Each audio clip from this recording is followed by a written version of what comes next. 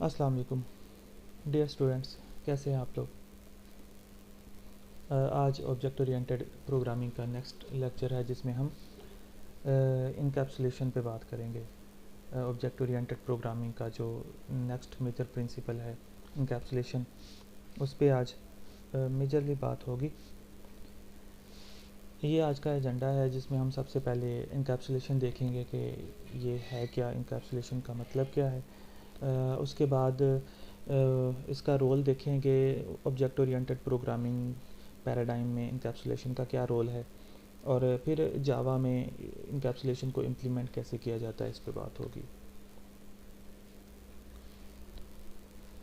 Students, आपको याद होगा हमने लास्ट कुछ लेक्चर से ये 4 principles of object oriented programming पे बात कर रहे हैं, जिसमें सबसे पहले हमने इनहेरिटेंस पे बात की।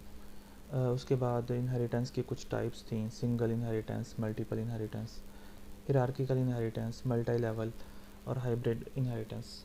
इन पे बात हुई काफ़ी, इनमें डिफरेंसेस देखे, ये कैसे इम्प्लीमेंट की जाती हैं जावा में, इस पे डिटेल डिस्कशन हुई। उसके बाद जो सेकंड प्रिंसिपल है पॉलीमॉर्फिज्म, उस पे बात हुई।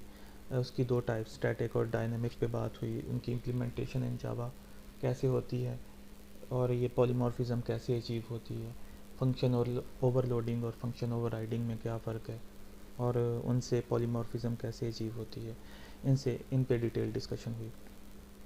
आज हमारा तीसरा प्रिंसिपल है जिस पे हम बात करेंगे, ऑब्जेक्ट ओरिएंटेड प्रोग्रामिंग का थर्ड प्रिंसिपल, इनकैप्सुलेशन। चले देखते हैं इनकैप्सुलेशन क्या है।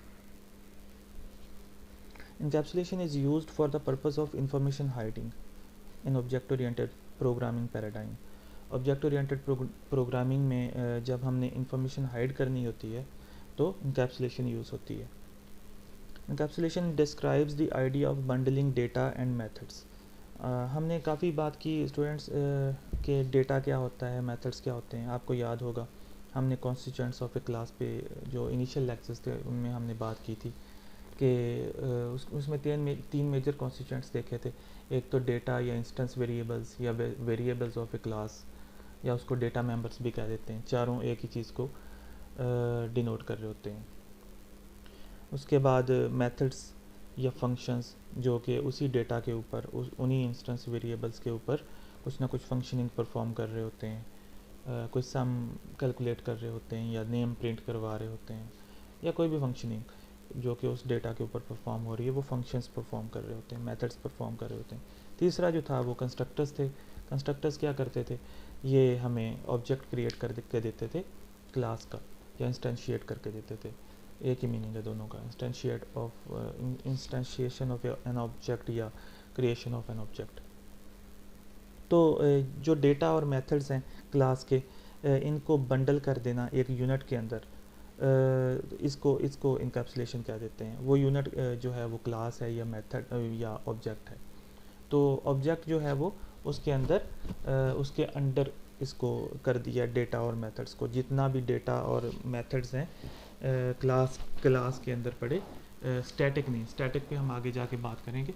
स्टैटिक जो डेटा है या स्टैटिक जो मेथड्स हैं वो ऑब्जेक्ट से रिलेटेड नहीं होते, वो क्लास से रिलेटेड होते हैं। इनमें फ़र्क आ जाता है। लेकिन जो नॉन स्टैटिक होते हैं, जिनके साथ स्टैटिक नहीं लिखा होता, जिन पे अभी तक हम बात कर रहे हैं, आपने नोट किया होगा मेन जो मेथड है उसके साथ आप स्टैटिक लिखते हैं, वो ऑब्जेक्ट के कंट्रोल में नहीं होता, वो ऑब्जेक्ट के अंडर नहीं होता। बाकी जितने भी मेथड्स पे अभी तक हमने बात की है या डेटा पे, वो नॉन स्टैटिक ही चलते आ रहे हैं। उन सब को अंडर कर दिया है ऑब्जेक्ट के। ऑब्जेक्ट ही उनकी मैनिपुलेशन कर रहा होता है। ऑब्जेक्ट एक रिप्रेजेंटेटिव होता है क्लास का। तो जब भी क्लास के अंदर तो हम अपने डेटा को या मेथड्स को बगैर ऑब्जेक्ट को यूज़ किए एक्सेस कर सकते हैं, कॉल कर सकते हैं, यूज़ कर सकते हैं। लेकिन क्लास से बाहर जब बात हो रही हो तो फिर पब्लिक, प्रोटेक्टेड, ये जितनी भी इस तरह के एक्सेस मॉडिफायर्स को यूज़ करते हैं डेटा और मेथड्स, उनके लिए क्लास से बाहर फिर हम ऑब्जेक्ट को पहले क्रिएट करते हैं क्लास के, फिर उस ऑब्जेक्ट को यूज़ करते हुए उसी क्लास के डेटा या मेथड्स को एक्सेस करते हैं, मैनिपुलेट करते हैं। This concept is also often used to hide the internal representation of state of an object. From the outside. Outside से क्या मुराद है, जो दूसरी क्लासेस हैं जिस पर अभी हम बात कर रहे हैं कि दूसरी क्लास में जाके जब डेटा को या मेथड्स को एक्सेस करना है। तो इंटरनल स्टेट या रिप्रेजेंटेशन मीन्स जो उसके अंदर डेटा है, उसके अंदर मेथड्स हैं उनको मैनिपुलेट करने के लिए डेटा को, तो ये उसकी ऑब्जेक्ट की इंटरनल रिप्रेजेंटेशन है या स्टेट है उसकी। तो स्टेट क्या है, किसी वक्त फ़र्ज़ करें कि डेटा में स्टूडेंट नेम है, स्टूडेंट आईडी है, स्टूडेंट रोल नंबर है, और स्टूडेंट सीजीपीए है।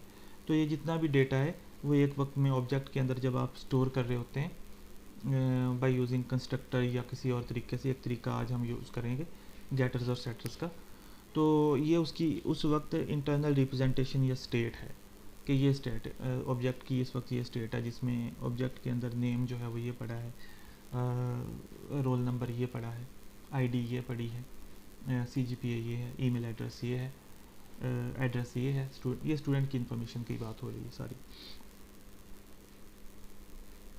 Role of encapsulation in object oriented programming. Information को हम डेटा भी कह सकते हैं, इंफॉर्मेशन हाइडिंग को डेटा हाइडिंग भी कह सकते हैं। Information or data of a class is hidden from other classes. That means other classes cannot access and manipulate the data directly. तो दूसरी क्लासेस को जब डेटा को एक्सेस करना है या मैनिपुलेट करना है तो वो डायरेक्टली ये नहीं है कि वो बगैर किसी से पूछे, बगैर उस क्लास से पूछे, परमिशन लिए वो उसके डेटा को एक्सेस कर ले। वो उस क्लास का ऑब्जेक्ट पहले क्रिएट करेगी और वो ऑब्जेक्ट जो है वो आगे एक्सेस उस क्लास के डेटा को दे देगा किसी और क्लास में। तो ये एक तरीकाकार है एक्सेस देने का, ना कि वो डायरेक्टली ही एक्सेस कर ले जितने भी डेटा पड़ा हुआ है। प्राइवेट को तो वो नहीं एक्सेस देगी किसी भी तरह से, एक क्लास जो है वो आउटसाइड इट्स बाउंड्री वो अपने प्राइवेट डेटा को या मेथड्स को या कंस्ट्रक्टर्स को एक्सेस तो नहीं देती, लेकिन पब्लिक या प्रोटेक्टेड जितने भी होंगे उन सब को वो एक्सेस देती है बाहर, अपनी बाउंड्री के बाहर। तो उस एक्सेस को देने के लिए फिर वो आगे दूसरी क्लास को एक ऑब्जेक्ट क्रिएट करना पड़ता है, ये सारा कुछ एक्सेस और मैनिपुलेट करने के लिए। However, some public methods are written inside that class to access its private data outside that class. तो प्राइवेट डेटा जो जितना भी हमने किया है उसको एक्सेस करने के लिए पब्लिक मेथड्स ज़रूर लिखे जा सकते हैं जो कि इनडायरेक्टली एक्सेस दे देते हैं। डायरेक्टली तो नहीं प्राइवेट डेटा को एक्सेस किया जा सकता बाहर, लेकिन पब्लिक मेथड्स का तरीकाकार को रिप्रेजेंट करने का, प्रोवाइड करने का यही एक मकसद है कि उस प्राइवेट डेटा को एक्सेस किया जा सके। वो प्राइवेट डेटा एक्सेस उसी क्लास के अंदर हो रहा होगा, लेकिन वो क्लास के अंदर जो मेथड लिखा हुआ है वो कॉल किसी और क्लास में होता है। Only objects of that class can access और मैनिपुलेट द डेटा इंफॉर्मेशन। वो जो उस क्लास के अंदर ऑब्जेक्ट्स हैं, उस क्लास के जो ऑब्जेक्ट्स हैं सिर्फ वो ही एक्सेस कर सकते हैं अपनी क्लास के डेटा को या इंफॉर्मेशन को। This is the OOP way to hide the information of a class from other classes. ये ऑब्जेक्ट ओरिएंटेड प्रोग्रामिंग वे है, पैराडाइम वे है कि किस तरह से इंफॉर्मेशन एक क्लास की दूसरी क्लासेस से हाइड कर दी हैं। अगर एक्सेस चाहिए दूसरी क्लासेस को तो ऑब्जेक्ट पहले क्रिएट करें, फिर वो पब्लिक मेथड्स बने हुए होंगे उस क्लास के, उनको एक्सेस करें। वो जो पब्लिक मेथड्स उस क्लास के अंदर बने हुए हैं वो फिर आगे प्राइवेट डेटा को एक्सेस कर रहे होंगे। इनकैप्सुलेशन इन जावा। जावा में इनकैप्सुलेशन कैसे इम्प्लीमेंट होती है, ये अगर आप थोड़ा सा इस पे कोड पे गौर करें तो मैंने लेफ़्ट साइड पे एक एम्प्लॉय क्लास बनाई है जो कि एम्प्लॉय के डेटा को, किसी भी ऑर्गेनाइजेशन का एम्प्लॉय है उसके, सिंपल सी क्लास है ये, ज़्यादा कॉम्प्लिकेटेड नहीं, बहुत बड़ी नहीं है, थोड़ा सा कोड है। उसमें एम्प्लॉय का नेम है, सबसे पहले ऊपर देखें आप डेटा है, ये इसको इंस्टेंस वेरिएबल्स भी कहते हैं, डेटा भी कहते हैं। प्राइवेट स्ट्रिंग नेम एम्प्लॉय का नेम है, फिर प्राइवेट इंट एज, फिर एम्प्लॉय की एज है, फिर private int cell number employee का सेल नंबर है। ये तीन ही इंस्टेंस वेरिएबल्स हैं या डेटा है इधर। फिर उसके बाद गेटर्स, ये गेटर्स और सेटर्स जो फंक्शंस हैं ये क्या करते हैं, ये कोई परेशान होने वाली बात नहीं है, ये बहुत सिंपल से होते हैं। जो गेटर फंक्शंस होते हैं एक क्लास के, वो आउटसाइड द क्लास उसके प्राइवेट डेटा को गेट करने के लिए इस्तेमाल होते हैं। फ़र्ज़ करें ये एम्प्लॉय क्लास है, जैसे ही हम आप ये राइट पे देखें तो राइट पे जो टेस्ट क्लास है, इसमें जब टेस्ट क्लास ने या मेन मेथड जो इसमें लिखा हुआ है, इसने एम्प्लॉय का नेम रीड करना होगा, तो वो है तो प्राइवेट, इसको डायरेक्टली तो टेस्ट क्लास को तो या मेन मेथड को डायरेक्टली तो एक्सेसिबल नहीं है, लेकिन जब भी उसने एक्सेस करना है तो ये पब्लिक जो गेटर पड़े हुए हैं, पब्लिक स्ट्रिंग गेट नेम, ये उस नेम का गेटर फंक्शन है, इसको यूज़ करते हुए वो मेन मेथड जो है वो टेस्ट क्लास का वो एम्प्लॉय का नेम गेट कर सकता है, ना कि डायरेक्टली पब्लिक कर दिया जाए एम्प्लॉय के नेम को और वो डायरेक्टली ही किस तरह से उसको एक्सेस कर सके। नहीं, इस तरह से नहीं, बल्कि एक फंक्शन लिखा गया है, ठीक है, उस गेट नेम के नाम से, और वो पब्लिक किया गया है, उसका एक्सेस मॉडिफायर पब्लिक है, और वो रिटर्न नेम कर रहा है वही वाला नेम जो ऊपर स्टोर होगा उसमें स्ट्रिंग नेम वेरिएबल में, और वो इधर आके रीड हो जाएगा टेस्ट क्लास में मेन मेथड में। फिर उसके नीचे सेटर फंक्शंस हैं। सेटर फंक्शंस क्या करते हैं? सेटर फंक्शंस ये करते हैं कि आउटसाइड द क्लास जब भी सेट करनी हो वैल्यू एक डेटा की या इंस्टेंस वेरिएबल की, फ़र्ज़ करें हमने मेन मेथड में सेट करनी है वैल्यू नेम की, हमने उसको नाम अली अहमद करना है, जो नेम एक ऑब्जेक्ट के अंदर जो नेम होगा उसके अंदर हमने अली अहमद स्टोर करना है, तो हम वो सेट नेम कॉल करेंगे, object dot set name Ali Ahmad करेंगे, तो वो सेटर फंक्शन यूज़ होते हुए जो नेम है वो अली अहमद स्टोर हो जाएगा उसमें, क्योंकि वो प्राइवेट है इसलिए डायरेक्टली तो नहीं एक्सेसिबल, लेकिन इनडायरेक्टली सेटर फंक्शन यूज़ करते हुए उसको एक्सेस प्रोवाइड कर दी है। फिर एम्प्लॉय डॉट सेट एज, इसी तरह से सेटर फंक्शन एज का यूज़ हो रहा है, उसकी अली अहमद की एज 15 स्टोर हो जाएगी। इसके बाद employee dot set cell number, cell number का जो सेटर फंक्शन है वो यूज़ हो रहा है, और उसका जो सेल नंबर है वो स्टोर हो जाता है, सेल नंबर जो वेरिएबल है एम्प्लॉय क्लास का इंस्टेंस वेरिएबल है उसमें या डेटा। इसी तरह से गेटर्स काम कर रहे हैं। अब हम गेटर्स और सेटर्स पे थोड़ा थोड़ा गौर कर लेते हैं कि ये कैसे क्रिएट होते हैं। एक तो आईडीज़ जो हैं वो जब आप क्लास क्रिएट करते हैं तो आपने इक्लिप्स में स्पेसिफिकली थोड़ा नोट किया होगा कि वहाँ पे गेटर्स और सेटर्स का जब आप क्लास क्रिएट कर रहे होते हैं तो गेटर्स और सेटर्स का एक चेक बॉक्स आता है, अगर आप उसको क्लिक कर दें, ओके कर दें या चेक कर दें तो वो खुद ब खुद ही गेटर्स और सेटर्स क्रिएट कर देता है। उस क्लास के अंदर इंस्टेंस वेरिएबल्स के सारे गेटर्स और सेटर्स वो खुद ही क्रिएट कर देता है। लेकिन अगर आप ये खुद क्रिएट करेंगे तो आपके लिए ज़्यादा मौजूद है, ज़्यादा बेहतर है, आपकी कोडिंग अच्छी होगी, आपको समझ अच्छी आएगी, इन डेप्थ चीज़ों की समझ आएगी, ना कि ऊपर से गुजर जाए, आपको पता ही ना हो कि ये कैसे क्रिएट करते हैं। ये सबसे पहले हम देखते हैं गेटर्स को। गेटर्स में हम सबसे पहले गेट नेम देखते हैं जो कि गेटर फंक्शन है नेम वेरिएबल का, नेम डेटा का। पब्लिक, क्योंकि इसको हमने आउटसाइड द क्लास एक्सेस देनी है, पब्लिक कर दिया, सब के सब आप देखें पब्लिक हैं, ये भी पब्लिक, ये भी पब्लिक। सेट नेम, सारे के सारे सेटर फंक्शंस भी पब्लिक हैं और गेटर फंक्शंस भी पब्लिक हैं, तो पब्लिक है सबके एक्सेस मॉडिफायर्स। फिर स्ट्रिंग जो उसकी रिटर्न टाइप है फंक्शन की वो वही होगी जो कि डेटा की रिटर्न टाइप है। नेम की रिटर्न टाइप क्या है, डेटा टाइप क्या है, स्ट्रिंग है, तो इसके गेट फंक्शन की या गेटर फंक्शन की रिटर्न टाइप भी स्ट्रिंग ही होगी। उसका नाम हमने गेट नेम कर दिया, रीडेबल बनाने के लिए एन को कैपिटल कर दिया, सिर्फ ये रीडेबिलिटी के लिए है, और आपके लिए भी बेहतर है कि ये थोड़ा रीडेबल कर दिया करें। एक वर्ड जब ख़त्म हो तो अगले वर्ड का जो पहला लेटर है वो कैपिटल कर दिया। और ये कुछ भी नहीं कर रहा, इसके अंदर कुछ भी नहीं लिखा हुआ, सिर्फ रिटर्न नेम कर रहा है। रिटर्न क्या कर रहा है? नेम। ये वो वैल्यू रिटर्न कर देगा जो नेम के अंदर स्टोर्ड है, और कुछ भी नहीं है इसमें। ये ऐसा नहीं है कि एक्सेस ये नेम जो है ये बाहर चला जाएगा, नेम वेरिएबल बाहर चला जाएगा, नेम इसके अंदर ही यूज़ हो रहा है, लेकिन ये रिटर्न कर देगा नेम के अंदर जो वैल्यू स्टोर्ड है, अली अहमद फ़र्ज़ करें स्टोर्ड है, तो वो जब आउटसाइड द क्लास कॉल होगा तो ये वो वैल्यू रिटर्न कर देगा। इसी तरह से एक गेटर फंक्शन ऑफ एज क्या है? पब्लिक उसका एक्सेस मॉडिफायर, बिल्कुल सिमिलर जैसा कि मैंने बात की पहले। फिर इसकी रिटर्न टाइप आप चेक करें, गेट एज की सेम है उसके जो कि डेटा टाइप है एज की डेटा टाइप भी इंटीजर है, तो गेट एज की डेटा टाइप भी इंटीजर होगी। क्यों? क्योंकि इसने वही तो वेरिएबल रिटर्न करना है। ऊपर भी आप देखें गेट नेम ने क्या रिटर्न किया है, नेम रिटर्न किया है, क्योंकि नेम की return type data type string थी, तो गेट नेम की जो रिटर्न टाइप है वो स्ट्रिंग होगी। इसी तरह से जो एज की रिटर्न डेटा टाइप है इंटीजर, तो गेट एज ने जो रिटर्न करना होगा वो भी इंटीजर ही होगा, इसलिए उसकी रिटर्न टाइप भी इंटीजर हो जाएगी। फिर तीसरा गेटर फंक्शन हमारे पास पब्लिक स्ट्रिंग। स्ट्रिंग क्या है, वही उसकी रिटर्न टाइप बिल्कुल सेम वही होगी जो कि उसने रिटर्न करना है। उसने रिटर्न क्या करना है, सेल नंबर। सेल नंबर की रिटर्न टाइप स्ट्रिंग है, तो इसकी रिटर्न सेल नंबर की डेटा टाइप रिटर्न स्ट्रिंग है, तो इसकी रिटर्न टाइप भी स्ट्रिंग ही होगी। फिर गेट सेल नंबर, और उसके अंदर रिटर्न क्या हो रहा है, सेल नंबर की वैल्यू। फिर इसके बाद सेटर्स की बात करते हैं। सेटर्स थोड़े से डिफरेंट हो जाते हैं गेटर्स से, क्योंकि पब्लिक तो एज इट इज़ रहेगा इसका एक्सेस मॉडिफायर।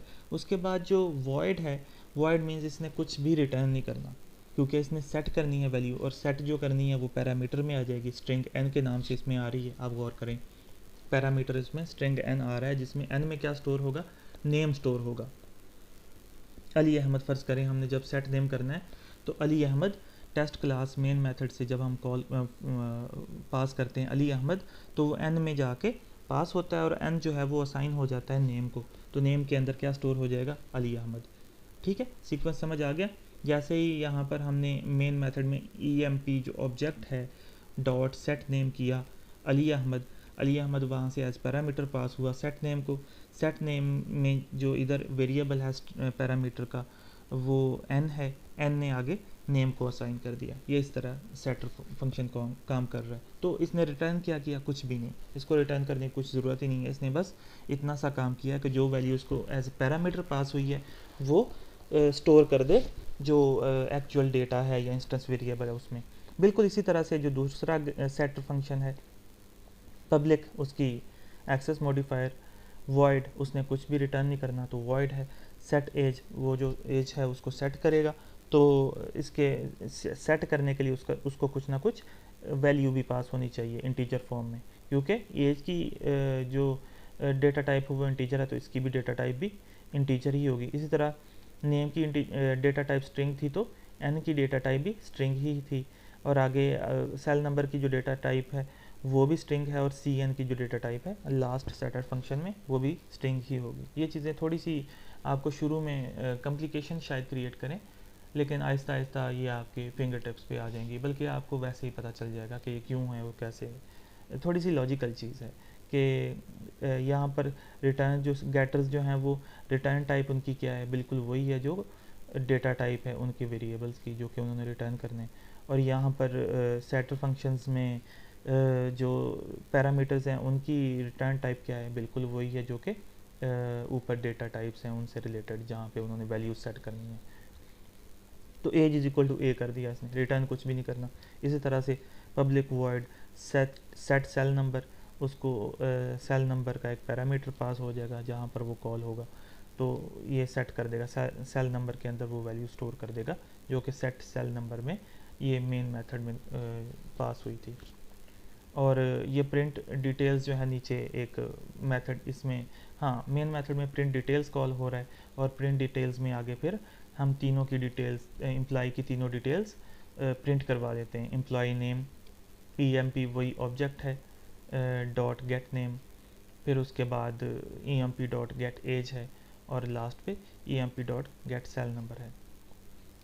तो ये इसकी डिटेल्स इसमें फंक्शन में प्रिंट होगी।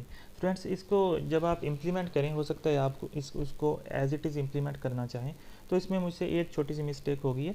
मुझे ये जो एम्प्लॉय का emp ऑब्जेक्ट है ये मेन मेथड से ऊपर क्रिएट करना चाहिए था।